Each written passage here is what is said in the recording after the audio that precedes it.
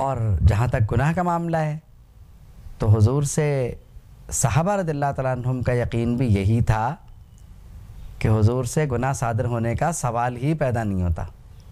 اب جب گناہ ہی صادر نہیں ہوگا، نہ صغیرہ نہ کبیرہ، تو اس صورت میں عبادت جو ہے وہ درجات کے بلندی کا سبب بنے گی، کیونکہ گناہ تو ہے ہی نہیں۔ دیکھیے، ہماری عبادت اس لیے ہوتی ہے کہ اپنے گناہ معاف کروا سکیں اور اللہ کو راضی کر سکیں،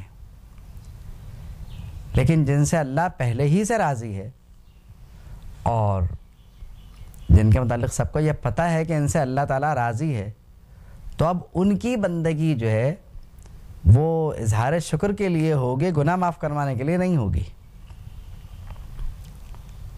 کیونکہ ہمیں تو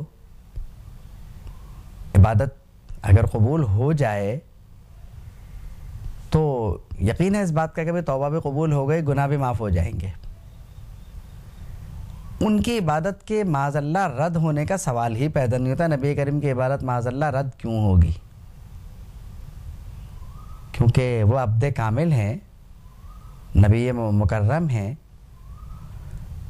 اور انبیاء کرام کی عبادت کے رد ہونے کا سوال ہی نہیں ہے۔ پھر نبی کریم صلی اللہ تعالیٰ علیہ وسلم کا جہاں معاملہ ہے تو وہ معاملہ ہی، اور حضور کی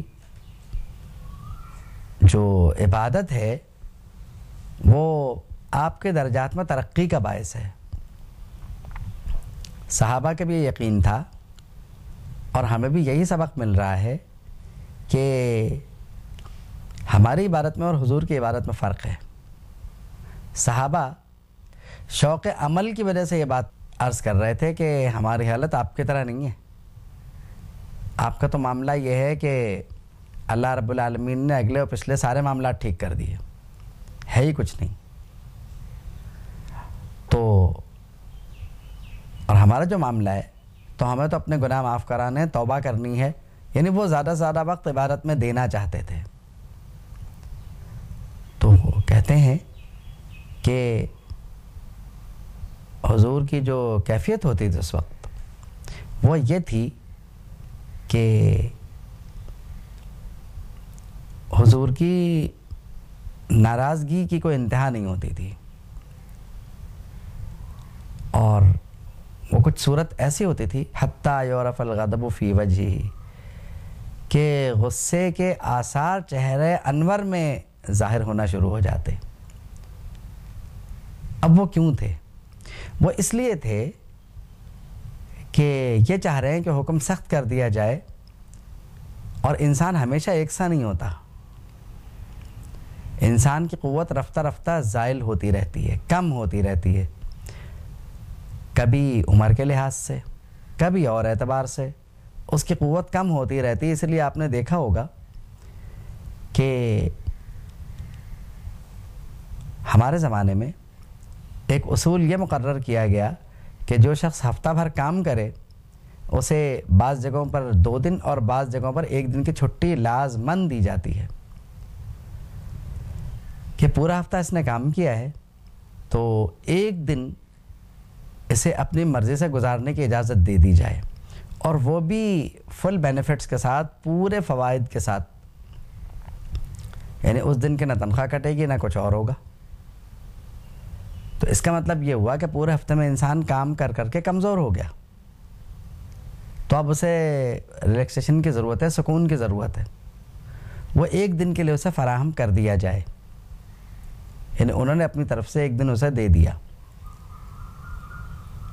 اس سے یہ ظاہر ہوا کہ انسان کے عقل، انسان کی طاقت، یہ سب چیزیں خاص وقت سے انسان کے ساتھ چھوڑتی رہتی ہیں۔ اب نبی کریم صلی اللہ تعالی وسلم کی انسانی حالت پر و کیفیت پر جو نظر تھی، آپ اس کا جائزہ لیجئے کہ حضور بجائے اس کے کہ وہ حکم سخت فرما دیتے، غصے کا اظہار فرمایا کرتے کہ ایسی بات مجھ سے مت کہلواؤ جس پر تم عمل ہی نہ کر سکو بعد میں، جہاں تک بات ہے جتنی میں نے کہہ دی اتنی پر عمل کر لو، وہ بہت ہے۔ تو لازمی بات ہے کہ انسان اپنی سہولت کے مطابق عمل کرے تو اسے زیادہ فائدہ ہے۔ میں نے ایک بات عرض کی تھی اثناء گفتگو کہیں پر کہ ہم نے اپنی زندگی سے اعتدال کو نکال دیا. نتیجہ یہ نکلا کہ 24 گھنٹے میں جو کام ہمارے بزرگوں نے کر دیے وہ ہم نہیں کر سکتے. یہی 24 گھنٹے تھے. ہم دیکھتے ہیں کہ کسی کی تصانیف بکثرت موجود ہے, کسی کا زہد و ورع مشہور ہے. جو لوگ تصنیف و تالیف کا کام کیا کرتے تھے کسی کے ہزار کتابیں ہیں. اور یعنی یہ کہ ان کے انتقال کے بعد بھی وقت پر جو ان کی گرفت تھی وہ آج بھی ہمارے سامنے ہے. ہمارے تو خیر گرفت ہے ہی نہیں, دنیا داری ان کے ساتھ بھی تھی, ہمارے ساتھ بھی, لیکن جو ان کے ساتھ تھی وہ کمال کی دنیا داری تھی کہ دنیا بھی نبھاتے اور دین بھی نبھاتے.